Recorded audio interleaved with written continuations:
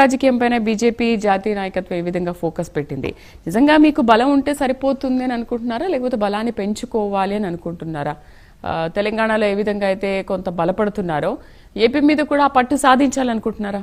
ఈరోజు తెలుగుదేశం పార్టీ మహానాడు పేరు మీద కడపలో వారు మహానాడు కార్యక్రమం నిర్వహించుకున్నా, లేదా జనసేన సేనతో సేన అని చెప్పి విశాఖపట్నంలో కిందటి మాసం 3 రోజులు నిర్వహించుకున్నా.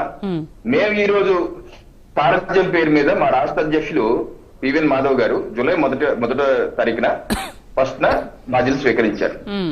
కొత్త అధ్యక్షులు వచ్చారు. మాకు 3 సంవత్సరాలకు ఒకసారి అధ్యక్షుడు మా సంస్థాగతంగా ఎన్నికలు జరుగుతాయి. బూత్ అధ్యక్షుడి నుంచి జాతీయ అధ్యక్షుడి వరకు మారుతా ఉంటాయి.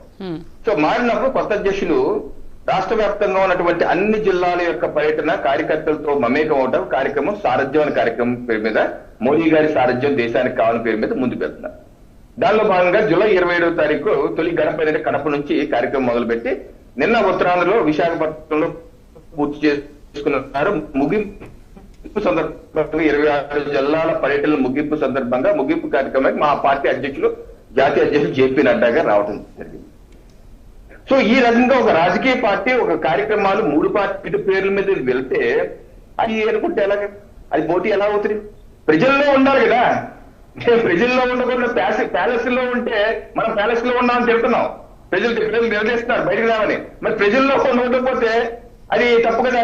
ఇంకోటి, పార్టీ కార్యకర్తల్ని ఎప్పుడు రాజకీయ పార్టీలండి శ్రీదేవి గారు పార్టీ కార్యకర్తల్ని అనునిత్యం ఉత్తేజపరుస్తూ ప్రజల్లోకి పంపిస్తూ కొత్త కార్యకర్తల్ని కొత్త యువతను కూడా పార్టీకి తీసుకురావాలంటే ఎన్ని కార్యక్రమాలు చేయాలి.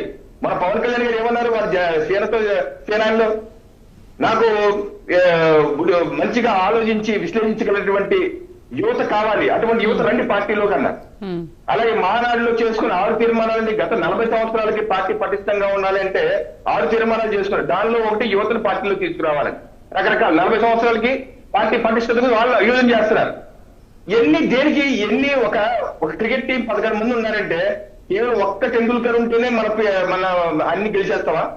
అన్ని గేమ్స్ గెలిచేస్తావా? వరల్డ్ కప్ అన్ని గెలిచేస్తాం. మరి టెండూల్కర్ ఉంటే చాలా కెప్టెన్ గా ఉన్న సందర్భంగా ఆయన ఫెయిల్ అయ్యారు. 11 మంది బలంగా ఉంటేనే మన జట్టు బలంగా ఉంటది. 11 మంది ఒక పరిపూర్ణమైన వ్యక్తి ఎప్పుడు అవుతాడు? అన్ని అవయవాలు సరిగ్గా ఉన్నప్పుడు. ఒక చెయ్యి బలహీనంగా ఉండి ఒక కాలు బలహీనంగా ఏమంటారు? అంగవైకల్యమే అంటారు. సో అలాగా పార్టీలు 3 పార్టీలకు మొన్న 2024 ఎన్నికల్లో ఎన్ని పర్సెంటేజ్ వచ్చింది శ్రీదేవి గారు? 56% వచ్చింది. మా యొక్క లక్ష్యం ప్రభుత్వం చేస్తున్న కార్యక్రమాలు ప్రజల్లోకి తీసుకువెళ్ళాలి. ప్రజల నుంచి మాధవ్ గారు ఈ కార్యక్రమం ద్వారా ఏం చేస్తున్నారంటే ప్రజల నుంచి కూడా ఫీడ్బ్యాక్ తీసుకుంటున్నారు. తీసుకొని ఆ యొక్క వివరాలని ప్రభుత్వం దృష్టికి తీసుకెళ్లి మార్పులు చేస్తుంటే సెట్ చేస్తున్నారు. ఒక వారధి కార్యక్రమం చేస్తున్నారు మాధవ్ గారు.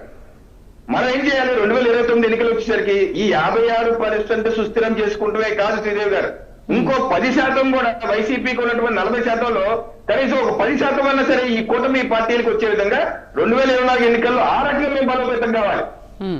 ఆ రకంగా బలోపేతం అయ్యి మరోసారి ప్రభుత్వం వచ్చే విధంగా మనం ఇప్పటి నుంచే కార్యాచరణ రూపొందించుకోవాలి. లేకపోతే మేము రాష్ట్రాల్లో వేరే రాష్ట్రాల్లో 4 సార్లు 5 సార్లు ఎలా వస్తాం?